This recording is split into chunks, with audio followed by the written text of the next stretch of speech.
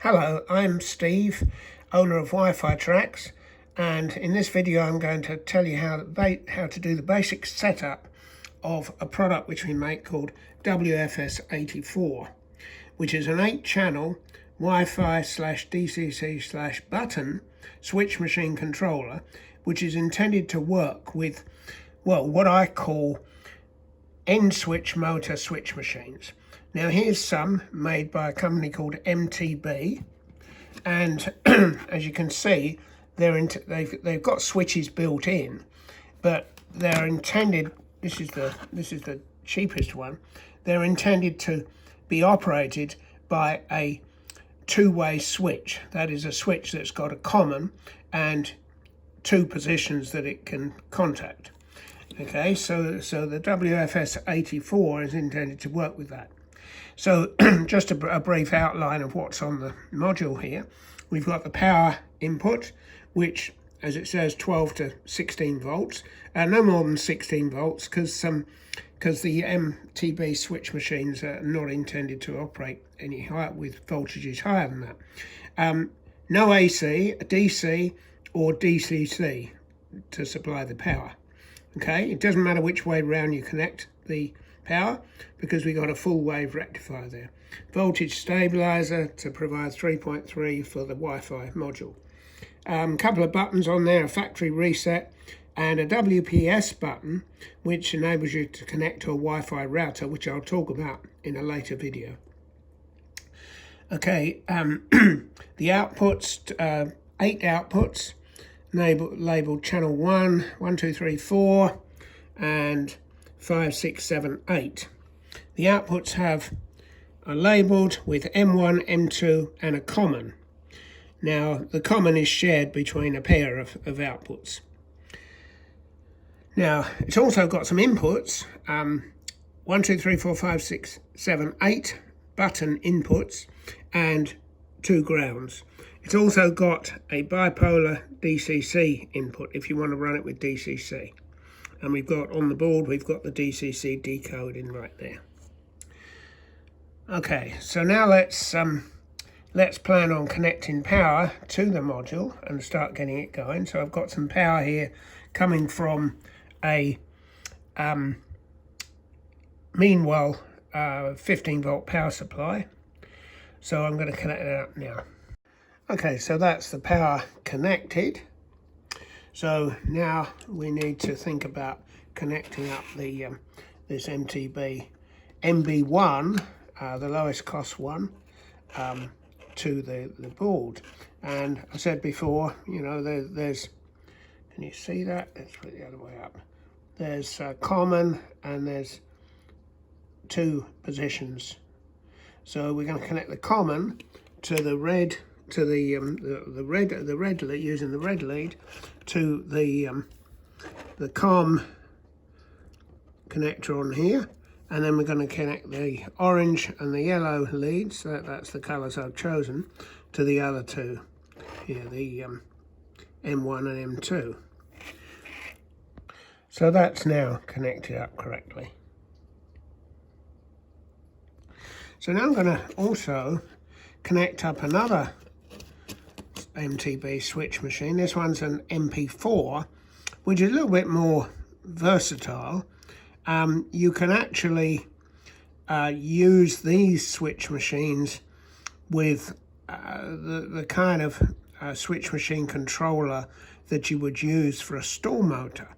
If you connect that between M1 and M2, just 2 wires, and reverse the polarity, that will operate this switch machine. But I'm going to use it in its mode where you would normally connect a 2-way switch. So I've connected up the red, orange and yellow wires there. So the red to common, which will have the 5 volts on it. Sorry, not 5 volts, 12 volts at least. And the M1 and M2 are either one of them would be grounded to operate the motor in that direction, and then when it gets the end switch operates, and then if you then ground the other one, it'll travel, the motor will travel back in the opposite direction. So we're going to hook that up now, just the same way. Okay, so we've got those hooked up. As you can see, I'm using the common there, which is shared between channel 1 and channel 2, with the 2 red wires going into it, from the one from each switch machine, and the yellow from the MP4 is into channel 2 M1, and the orange in M2, and similarly for the other switch machine. So now let's turn the power on,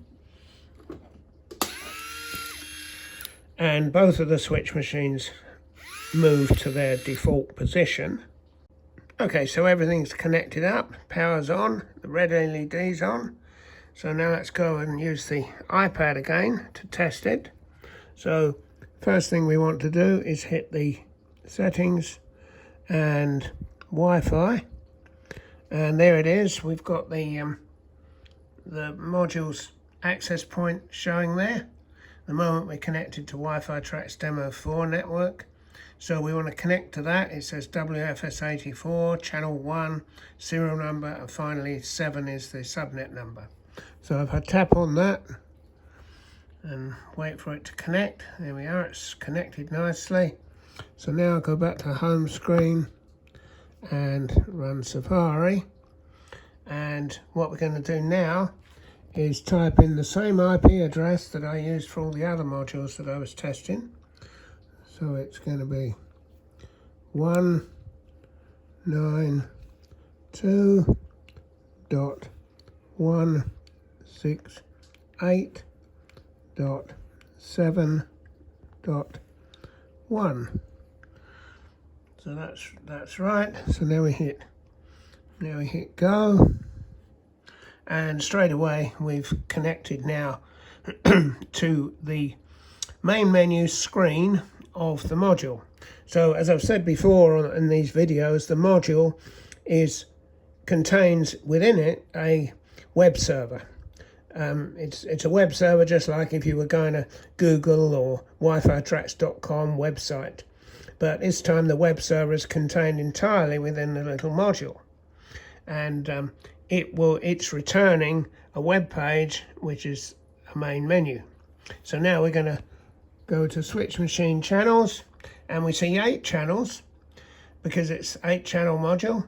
They've got default names, which is part of the serial number 102, the last 3 digits of the serial number, followed by the channel number 0 to 7, and they've got default DCC addresses 100, 100 to 107. If we're going to use this under DCC control later, we're going to need to change those, I expect. So now let's see, can we see? So let's try changing channel 1. There we go. And channel 2. Okay, I'll do it again. So that's working nicely, those 2 channels at least. I'm not going to test the other channels today, but you can connect a similar kind of switch machines to all of the 8 channels, and I can assure you they will all work. Now for the next part of this demonstration, I'm going to show you how you can operate these switch machine channels via push buttons. So I've made up a little panel here with some push buttons on it. I've only got 4 here, although there are 8 channels, so we'll at least demonstrate it for the 2 channels we've got connected. And on the back, they're simple momentary contact push buttons. One side is common, so I've used black there, and then the other side is all yellow wires coming out of here. And the way we're going to hook this up is we're going to connect the yellow wires to channels 1 through 4, 1, 2, 3, 4, and then the black wire, that's the yellow wires, and I've got a little set of pins connected to the wires to make it easy. The black wire, the common wire, will then go to ground.